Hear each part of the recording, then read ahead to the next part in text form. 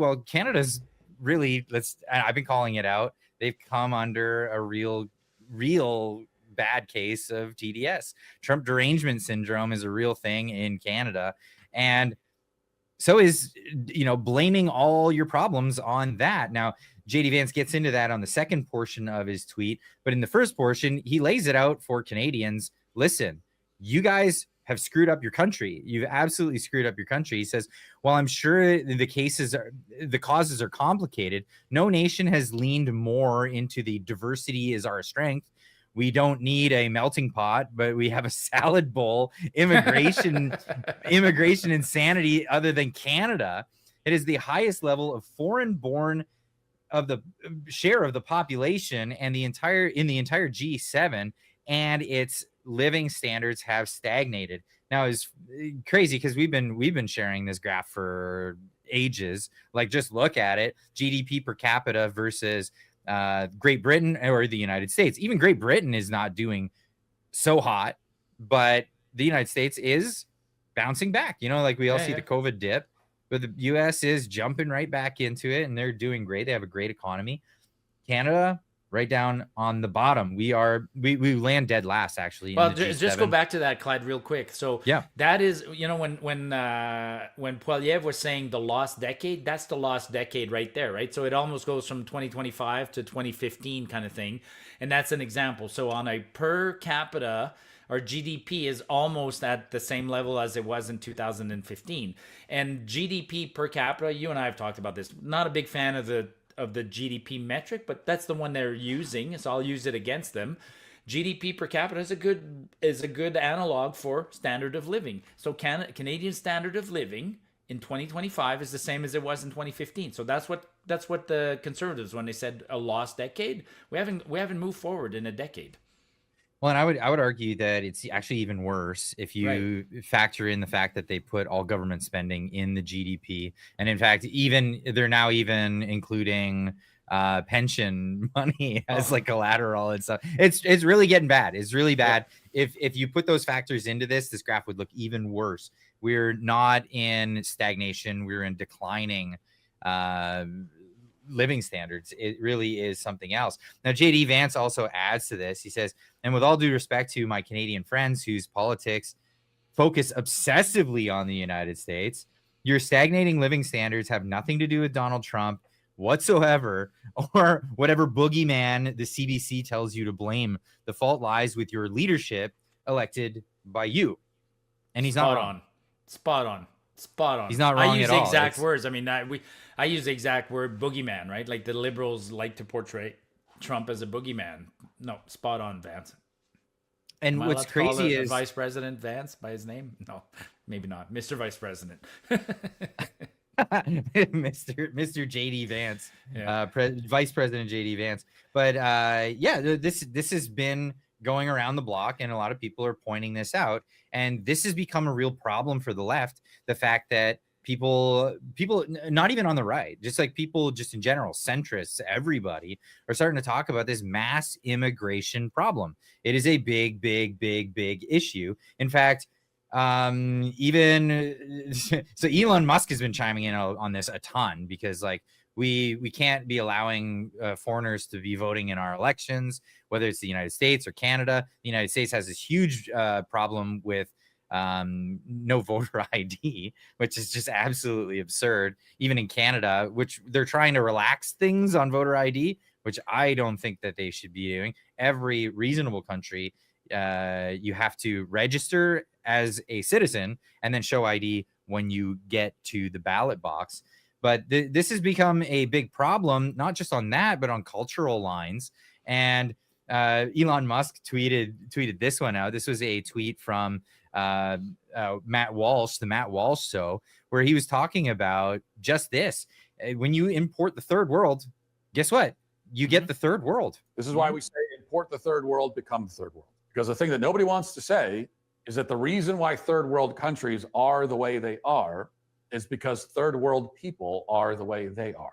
Okay. At the end of the day, your country is a reflection of its people. Every country is, when it comes down to it. Somalia is totally dysfunctional and corrupt because scam and frauds, piracy. This is part of the lifestyle, part of the culture. Bring it over here, you get the same stuff. This is why we say import the third world, become the third world. Because the thing that nobody wants to see. It's absolutely correct. He's spot on about that. Now, what is the response? Has the response been? You're a bunch of baddies. You're not allowed to say this stuff. Yeah. But then, this is why stories like this blow up in the news. This is the thing that's hitting all the headlines right now on Twitter, and it's all over the place. A group of 30 people go out and they can change the course of who gets to talk about what forever. This is CTV News talking about, watch, alleged white nationalist group seen demonstrating in London, Ontario bridge. Here they go. Doesn't want his last name used. Taken Sunday around noon. It appears to show a group of about 30 people dressed in dark uniforms and masks standing in formation on the Wortley Road overpass. The group is allegedly stormtroopers, named after the paramilitary wing of the historical Nazi Party in Germany.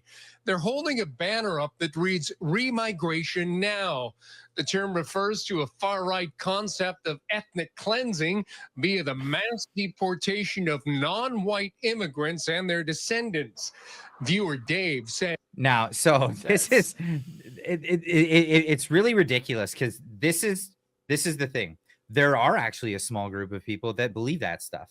Yeah. There are a small group of people that believe that stuff. And this is why I think it's getting so much viewership. And this is why they want so many people to see stuff like this, because they want it to be taboo again.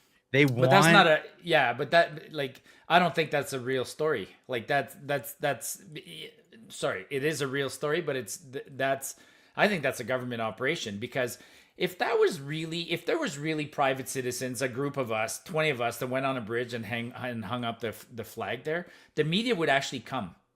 The media would come. There would have been media, right? It's media worthy. And so the fact that the only media that you get in this instance is sort of like this really remote media from a distance, no, that's a false flag. That's a bullshit exercise. Well, Like, so it's funny because it's actually put together by a group. They call themselves the Second Sons. I actually had to do research. I've been attacked by these people because I'm a race mixer. Remember, Marty? Yeah. So I've had run-ins with these groups, and they're real winners, right? But you're right. I think that this is some sort of a group that's their purpose is to make these things taboo again. Because it's becoming too realistic. It's becoming too obvious. And a lot of people are very upset with the immigration as it is. But you know what I mean? Why not take it so far? Yeah, but you know what I mean? There's no other stories, right? All the stories are from one group of, it's always the same picture. So whoever, like, only one person covered this story? Like, if it was a story, it would be covered from numerous angles, especially a story like this that's quote unquote could be spun as hate. Like, if the CBC is not on the bridge covering this, then I get suspicious. You know what I mean? Like, it's too, yeah. I mean, we had one in Alberta too. There was the one in Alberta looked more spontaneous. There was one in Alberta where somebody went and hung a bridge on the overpass on the Deerfoot there last week, and it just read remigration. And right, but again, no coverage. Nobody else went and talked to the guys. You know what I mean? Like, every protest, there's always somebody that goes and, yeah.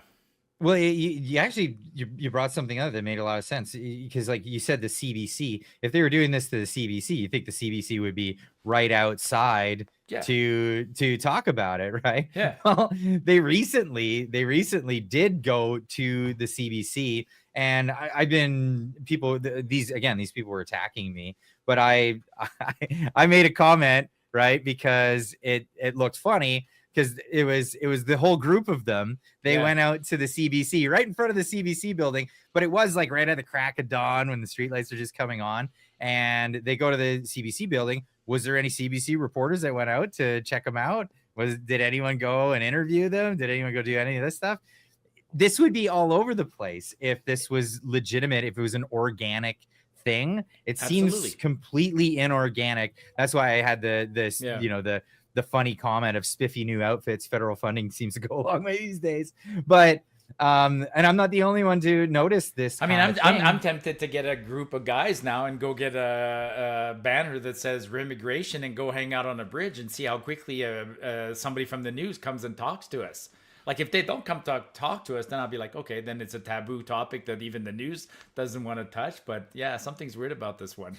Well, see, that's the thing, like the whole remigration thing. I looked into it, and it really does, when you talk to the people who espouse this stuff, it really does mean they want people who are not whites to be taken away from Canada. So like even people who are citizens, people who are born here, maybe even generations that have gone by. And we've all heard of the founder of this group, Jeremy McKenzie. There's also the Ferryman's Toll, these people. And I mean, I always have to bring up this clip of Jeremy. I can't help but like, okay, now you're gonna get the swarm on us tomorrow morning. Go for it. Go for it, but you're gonna get the swarm on us. We're gonna get the swarm's gonna hit us. The swarm's gonna hit us. You have to see this clip to understand where they actually come from. The Jews, Holocaust, stupid bull. I wish Palestinians just overrun and wipe out your entire civilization. I wish Hezbollah would just rain down ungodly hate on you until there's nothing left of you. I wish that would happen. I sincerely wish that. I'm sick and tired of these people. Jesus Christ. Yeah, so I had to show that. This was after he was having a rant about how he can't use his financial institution because there's too many fraud investigations about him. There's a lot of allegations that go out there entirely, but the biggest one would be for a guy like this. If you know, we saw what happened to Tamara, we saw what happened to all these people. If he was really in opposition of the government, I can't see them dropping like multiple federal charges on guns and violence and all that kind of stuff. Is very suspicious that all of that was just kind of dropped, and now here he is just willy-nilly bringing up this stuff. Thanks for watching. If you want to see more clips like that, make sure you're subscribed to the channel. The link is right here. If you want to see it live as it happens, make sure you subscribe to the Clyde Do Something YouTube channel. The link is right there. We'll see you in the next one.